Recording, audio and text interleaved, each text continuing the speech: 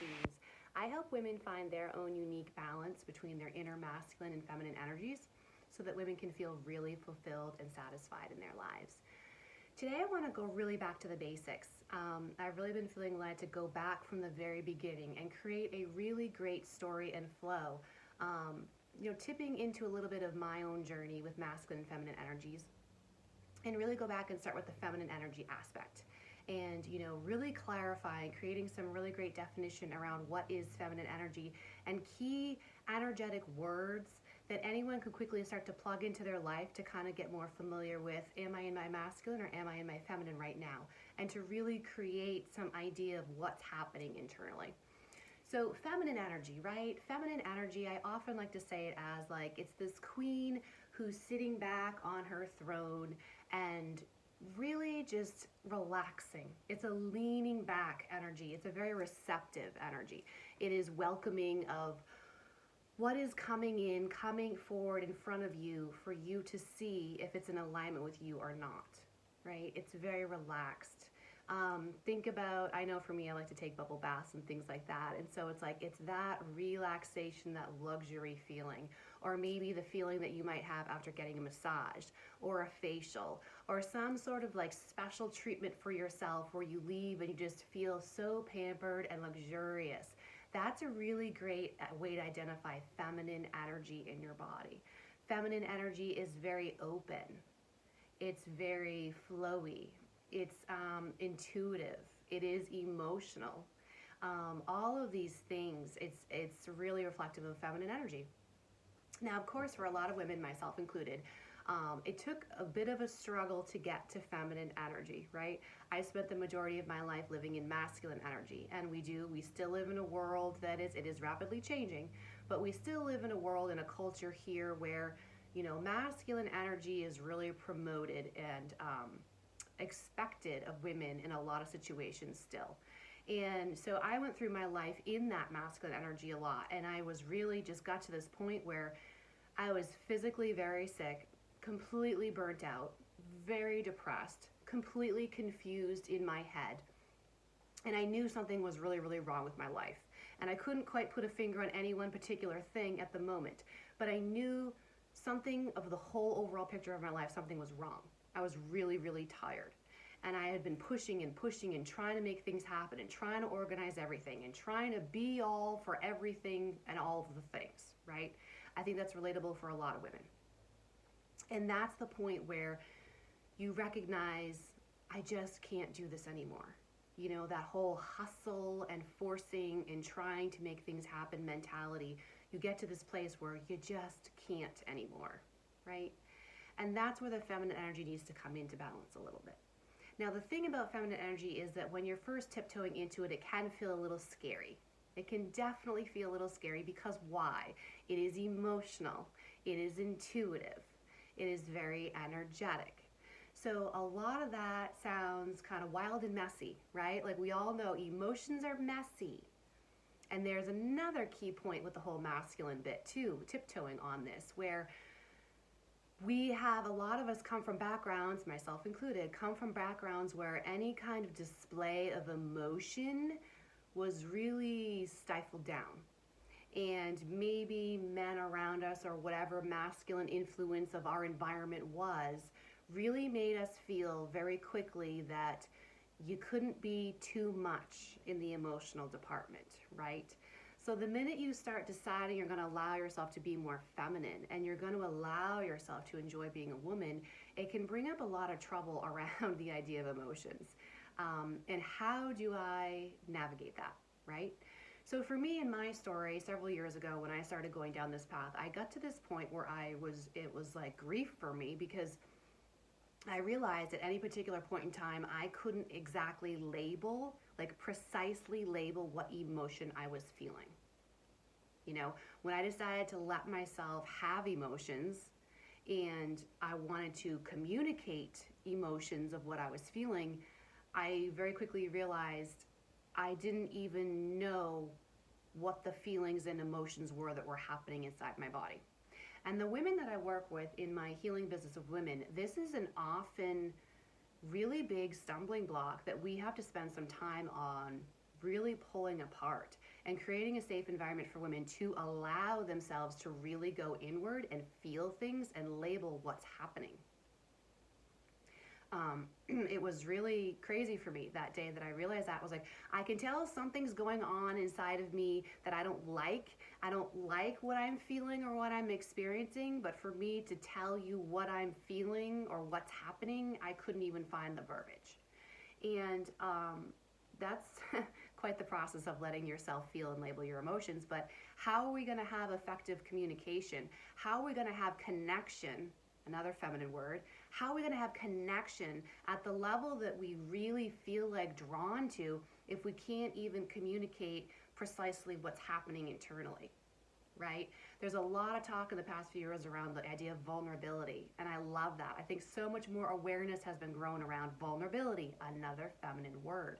If we recognize that vulnerability is a key component in our relationships and generating connection and having deeper intimacy, emotional intimacy in our partnerships and in our relationships, if vulnerability is the key, we have to know how to express what's happening in here.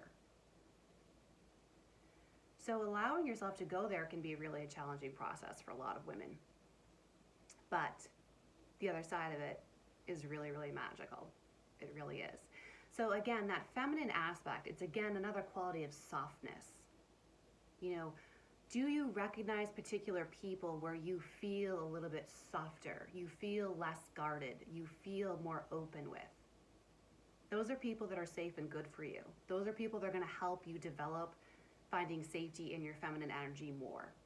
And those are the people to really start building this with. You know, feminine energy does need to be held. It needs to be held in a safe container. That's the masculine aspect. I'm not going to get really a whole lot into masculine today. I want to stay in the feminine, but I have to kind of crisscross between the two sometimes to create a context. The feminine energy wants to be held, and the feminine energy cannot be vulnerable and cannot create connection without safety, without something holding it, because it is messy. Right? It's messy, it's wild, it's uncontrollable, it's emotional. So what do you need to do if you're looking to cultivate more feminine energy? There's a lot of stuff out there right now about feminine energy. If you're wanting to really let yourself lean back and create some more feminine energy in your life, what kinds of changes do you need to make in your world so that you feel safe enough to go there? This kind of brings me to another point of creating space and slowing down. Feminine energy is very expansive. Growth is feminine energy. Expansive energy, taking up space, is very feminine energy because it doesn't have any boundaries or perimeters. It's just a free-flowing energy. Free-flowing energy. So what do you need to do to change in your life to create some space for some flow? And what do you need to create in your life to create some safety to allow yourself to relax? If you're in a hostile environment, you're not going to be able to relax, right? Was one of the words I mentioned in the beginning. Remember talking about a massage. If you're getting a massage, that feeling afterwards when you just feel relaxed and some kinks have been worked out of your muscles and you feel more open and relaxed in your body. I do a lot of yoga. I am also a yoga instructor. And one of the things that brought me into yoga from the very beginning was that openness in my body. I'll never forget the first class that I went to, and I left. And I was a little bit confused when I left because I wasn't even entirely sure what exactly had happened to me in that yoga class. All I noticed that for something, somehow in my physical body, I felt like I had more room. I didn't feel so tight and closed down. I felt a little bit more open. Feminine word, open. You know? So what are things that you could change maybe in your life that would make you feel more relaxed and open, safe to be relaxed? Well, one big thing is the whole idea of taking your time and not rushing. You know, we live in a world of a lot of pressure, a lot of time. Idea of time is a big thing in our world, and that is a masculine aspect of time and schedules and routines and things like that. That is masculine. So Slowing down, again, can feel scary. All of this going into feminine energy in the very beginning can feel a little bit scary. Slowing down, allowing yourself to take time to move, take time to do whatever it is that you're doing, take time to feel, take time to check in with yourself. It's a really big slowing down because, again, it's very luxurious. If you knew you had all the time in the world, how would you move differently?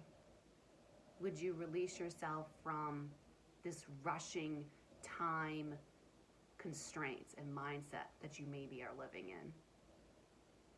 I really challenge you to start there. If you're looking to explore your feminine energy and, check back on this channel, look at all the things I'm going to be posting here going forward about feminine energy, lots of different aspects of feminine energy, but I just wanted to really create an introduction into feminine energy and some great questions to get you maybe thinking in a direction and have some sense of where to go from here, right? If you're new to the idea of feminine energy, I would really suggest starting there. How can I slow down? How can I create a little bit more room, space? You're the feminine. How can I create some more room, some more space in my day, in my schedule, so that I can kind of be with myself for a hot second? If I knew I had more time, or if I wasn't so worried about running out of time or being late, how might I move differently throughout my day and with myself? This may be kind of weird in the beginning, and oftentimes with clients that I'm working with, I suggest setting timers on the phone. Timers on your phone that go off, and you take even as little as 2 minutes. 2 minutes when the timer goes off to drop whatever you're doing, whatever the busyness is that you're doing, and to really come inside and say, how am I feeling right now in my body? What's happening? What's happening in my mind? What's happening in my body? Where do I feel tense, if at all? How can I take a breath? Am I breathing? Checking in. And then looking to the places in your life where you do feel relaxed and spacious and open. Who are you with that naturally create an energetic bond with you where you can relax and you can just lean back? Hello, little Miss Willow is here. Those are the people you want to be spending more time with and cultivating a relationship with, because there's something there for you if they're creating that safety for you to relax. And then what other changes can I make even in my home, into my schedule, into how I do anything? How can I create more spaciousness, more relaxedness for me to be with whatever I'm experiencing, wherever I'm at? How can I create a little bit more relaxation? Another word that's coming to mind right now is pleasure. Pleasure is a feminine word. What brings me pleasure in a really soft, feminine way? So I'll leave it there for today. Like I said, I didn't want to get too crazy and far into this. This is just kind of an introductory into feminine energy. But thank you so much for listening. Do check out my other videos for everything on masculine, feminine energy, finding that balance in between the heart and the head, creating that balance between there for a really great, fulfilled life. In the section below, you can also find links to my website and any other little promotions and things I have going on. Thank you so much for watching, and have a great day.